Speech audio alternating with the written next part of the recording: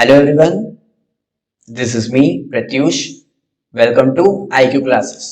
तो स्वागत है आप सबका आपके ही यूट्यूब चैनल आईक्यू क्लासेस पर। तो आज हम लोग बात करेंगे आयनाइजेशन एनर्जी पे। अच्छा, आयनाइजेशन एनर्जी थोड़ा सा बच्चों को टफ लगता है, लेकिन मैं बहुत अच्छी कोशिश करूंगा कि आप लोग को बहुत अच्छे से समझा सकूं। क्लियर? तो आयनाइजेशन एनर्जी को बेसिकली होती क्या है? अच्छा, हम लोग एनर्जी वर्ड यहाँ पे देख रहे हैं ना, तो एनर्जी से ही इसका मतलब निकाल सकते हैं the energy required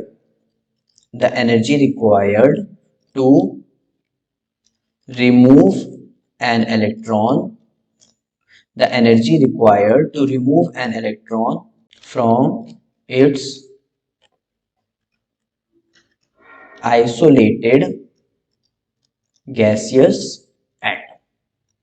The energy required to remove an electron from its isolated gaseous atom. अच्छा, आइसोलेटेड का मतलब क्या होता है? आइसोलेटेड का मतलब होता है सिंगल। मतलब कोई मेरे पास एक इलेक्ट्रॉन होगा और वो किस फॉर्म में होगा? गैसियस फॉर्म में होगा। इज कॉल्ड आयनाइजेशन एनर्जी, या मैं अगर ये आयनाइजेशन एनर्जी, या मैं इसको बोल सकता हूं आयनाइजेशन पोटेंशियल। इसका एक और नाम भी है, क्या है? Ionization enthalpy. क्लियर है एवरीवन? तो आयनाइजेशन एनर्जी के कितने नाम है? 3 नेम्स है। कौन कौन से? Ionization energy, ionization enthalpy and ionization potential. एक बार फिर से, the energy required to remove an electron from its isolated gaseous atom. कौन सा एटम? Isolated gaseous atom. तो हम लोग जो इलेक्ट्रॉन को रिमूव करा रहे हैं, किस में से करा रहे हैं? उसके आइसोलेटेड गैसियस एटम में से करा रहे हैं। जैसे मैं आप लोग को एक एग्जांपल से समझाता हूं। एग्जांपल में से कैसे? जैसे ये सोडियम है। अच्छा, ये सोडियम सिंगल है? हाँ, सिंगल है। ये किस फॉर्म में प्रेजेंट होना चाहिए? ये गैस फॉर्म में प्रेजेंट होना चाहिए। अगर मैं इसमें एनर्जी देता हूं, मान लीजिए मैंने एनर्जी दिया, आयनाइजेशन एनर्जी, मैंने एनर्जी दिया, तो इसमें से एक इलेक्ट्रॉन रिमूव हुआ तो ये Na+ शो करेगा। इसमें से क्या रिमूव हो गया? इलेक्ट्रॉन रिमूव हो गया। ठीक है। अच्छा, अब अगर इसमें आगे बात करूं, मान लीजिए मुझे इसमें से एक और इलेक्ट्रॉन निकालना है, तो Na+ होगा, क्योंकि एक इलेक्ट्रॉन तो ऑलरेडी रिमूव हो चुका है। अब जो मैं इसमें एनर्जी दूंगा वो कौन सी एनर्जी होगी? अब की बार सेकेंड आयनाइजेशन एनर्जी होगी। कौन सी एनर्जी होगी? अब की बार सेकेंड आयनाइजेशन एनर्जी होगी। तो अब की बार ये क्या शो करेगा? Na2+ शो करेगा, एक इलेक्ट्रॉन रिमूव हो जाएगा। क्योंकि अगर इलेक्ट्रॉन निकलता है तो उसके ऊपर कौन सा चार्ज आता है? प्लस चार्ज आता है। अगर एक बार एक इलेक्ट्रॉन निकला तो Na+, फिर दूसरी बार निकला Na2+, और अगर मान लीजिए मैं एक और बार निकाल देता हूं, तो अब की बार कितनी आयनाइजेशन एनर्जी लगेगी? थर्ड आयनाइजेशन एनर्जी लगेगी। कौन सी आयनाइजेशन एनर्जी लगेगी? थर्ड आयनाइजेशन एनर्जी लगेगी। तो ये कैसे शो करेगा? Na3+, और प्लस एक इलेक्ट्रॉन फिर रिमूव हो गया। Clear everyone? तो ऐसे आयनाइजेशन एनर्जी मतलब दी जाती है किस फॉर्म में? गैस, मतलब अगर हम लोग किस में देते हैं? एक आइसोलेटेड गैसियस एटम में, कि एक इलेक्ट्रॉन को रिमूव किया जा सके। Clear everyone? तो अब अगर हम लोग इसका ट्रेंड देखें, तो ट्रेंड इन आयनाइजेशन एनर्जी किस फॉर्म में? अब हम लोग किस में देखेंगे? पहले हम लोग देखते हैं ग्रुप फॉर्म में। क्लियर?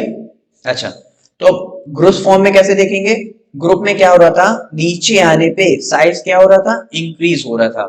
तो size is inversely proportional to ionization energy.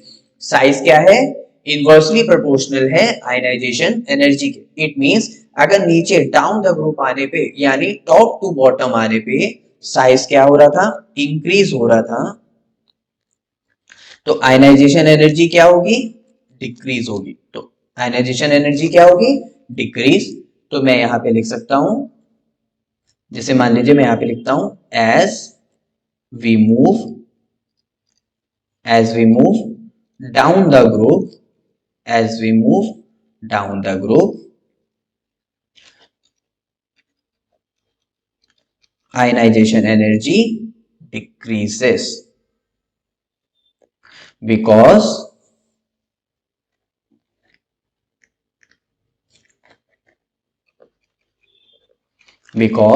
atomic size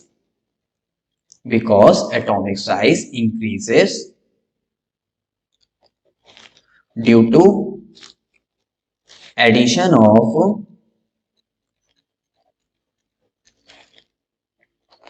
extra shells. Clear everyone? सबको समझ आया? तो आयनाइजेशन एनर्जी बेसिकली क्या है? साइज की इनवर्सली प्रोपोर्शनल है। अगर साइज बढ़ रहा था तो आयनाइजेशन एनर्जी कम हो गई। तो अगर मैं इसका ऑर्डर लिखूं, लिथियम के बाद क्या आता है? Lithium, sodium, potassium, rubidium, caesium. अगर आप लोग को ग्रुप 1 और 2 के बारे में अगर नहीं पता है तो मैंने इसके ऊपर already atomic size, metallic character, non metallic character, मैंने इसके ऊपर ऑलरेडी बता रखा है। तो आप अभी जाइए तुरंत वहां पे जाके पहले आप वो तीनों वीडियोस देखिए और फिर उसके बाद आपको समझ आने लगेगा कैसे मैंने ग्रुप 1, ग्रुप 2 और ग्रुप 17 कैसे मेटल, नॉन मेटल के बारे में मैंने बताया, तो आप लोगों को पता चल जाएगा।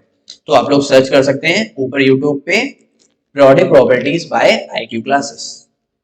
तो डाउन द ग्रुप आने पे आयनाइजेशन एनर्जी डिक्रीज हो रही है, यानी सबसे कम किसकी होगी? सीजियम की, फिर rubidium, potassium and then lithium. ठीक है?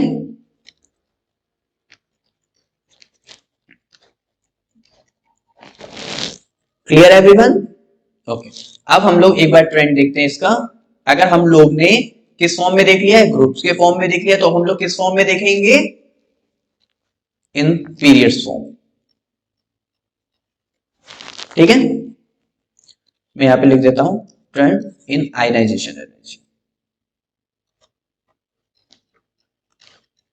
इन द फॉर्म ऑफ पीरियड्स। अच्छा, अगर हमने अभी बोला था ना कि साइज क्या हो रहा था? इंक्रीज हो रहा था। अगर साइज का वो इनवर्सली प्रोपोर्शनल है, यानी साइज इनवर्सली प्रोपोर्शनल है किसके? आयनाइजेशन एनर्जी के। तो साइज क्या हो रहा है? साइज क्या हो रहा था पीरियड में? From left to right decrease हो रहा था। साइज क्या हो रहा था? कम हो रहा था। तो आयनाइजेशन एनर्जी क्या होगी? इंक्रीज होगी। तो आयनाइजेशन एनर्जी इंक्रीजेस। तो यहां पे मैं एक और लाइन ऐसे लिख सकता हूं, as we move from left to right, as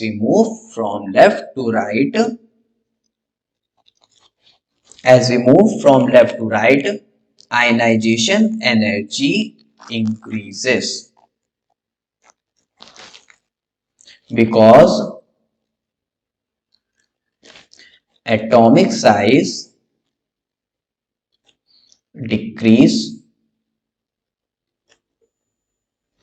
क्यों? एटॉमिक साइज क्या हो गया? कम हो गया। अगर एटॉमिक साइज कम हो जाएगा तो आयनाइजेशन एनर्जी ज्यादा हो जाएगी। Clear? So more energy is required,